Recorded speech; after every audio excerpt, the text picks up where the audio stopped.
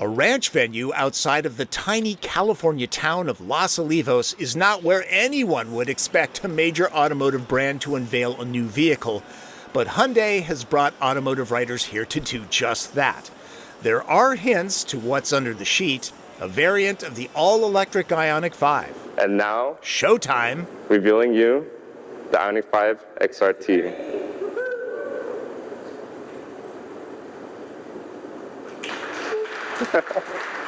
The XRT trim is more rugged with 23 millimeters of lift. That's 9/10 of an inch for Americans.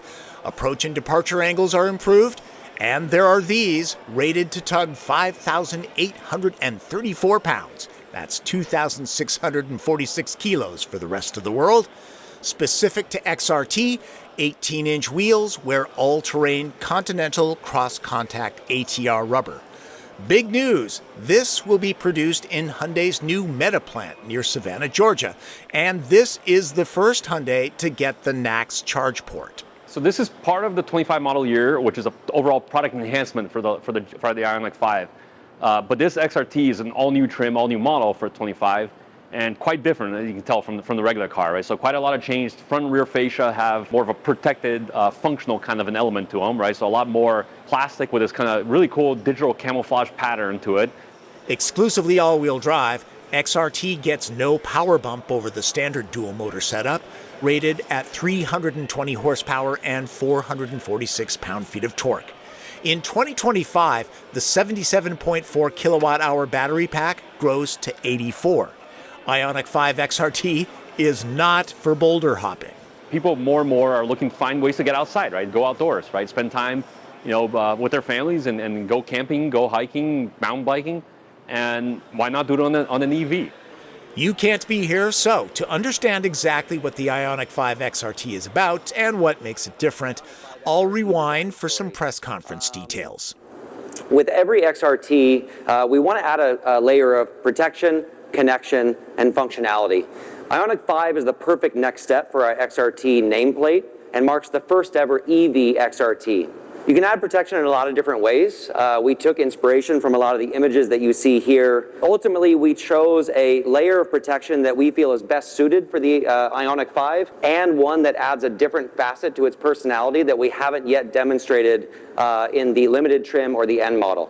Like any special project that we get assigned, like this IONIQ 5 XRT, we always like to do a lot of field research, go on our own camping trips, go to trade shows, and all this research and strategy fuels the design process. And to talk a little bit more about the design of this specific car, I'd like to invite the man behind the sketches on your tables, Chris Lott.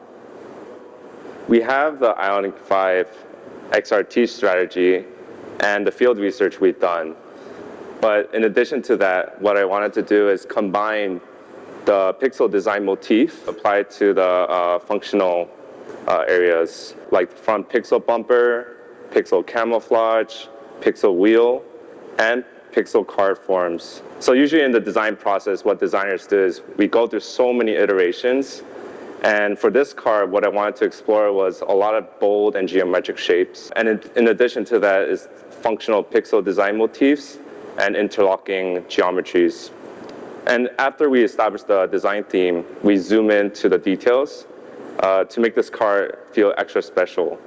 And so we applied this pixel camo design, and this is some of the design process that we went through, going through many variations to pick the best one. And this is personally my favorite detail of this car is the wheels. The main reason is because we combine the classic retro steelies we see in off-road cars and the pixel design motif, fuse it together to create this really modern and sleek, yet rugged appearance. In the side view, what's really important to point out is that the front and rear departure angles have increased, and also the ride height has also been increased too. Although the car looks great on-road, it also looks amazing off-road in its natural habitat. Something I want to highlight in the rear is the embossed XRT logo. And the reason is because we want to carry over the original IONIQ 5's idea about sustainability, but we did it in a way for the XRT logo by reducing parts, so that's why we embossed it. Although we're exterior designers, we need to point out in the interior the differences between the base model and the XRT.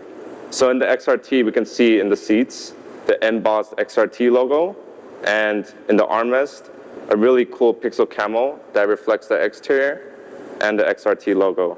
So the interior layout and structure of it is relatively, carryover, but we do have a brand new multimedia platform with a lot more capability as far as customization, updatability, so over-the-air updates, faster platform, much more, a lot more dynamic graphics, I think, in a lot of ways, but also a little bit of usability updates as well, right? So if you look in the center console, we have a much more island-type setup for things like the wireless charger, cup holders a little bit better shaped and a little bit larger than the outgoing model, and to me, most importantly, hard buttons for seat climates, which, if you use, depending where you live, and if you use those often, going through a few layers of menus, it's not the easiest thing. Until Rivian delivers the R3, little competition exists. There's Mustang Mach-E Rally, which is probably more expensive.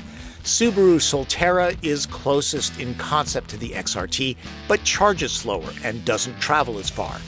The 2024 IONIQ 5's range of 260 miles should improve with 2025's larger battery, but XRT rides higher and has less efficient tires. The range will still be above 250. We're still finalizing final numbers, but it'll still be pretty competitive, I think. Typically, XRT versions are priced a little higher than Hyundai's SEL trims, so I'll guesstimate XRT pricing will start at around $54,000 with destination. It's unclear if it'll qualify for the $7,500 federal tax credit at the beginning of production. Hope you got something out of this first look at the 2025 Hyundai IONIQ 5 XRT. If you're interested in buying one, the folks at Hyundai say it should show up at showrooms in late November, early December. Thanks for watching. Remember, subscribe to the channel, click notifications, follow me on social media, and if you have a question, leave it in the comments. I'm Tom Volk.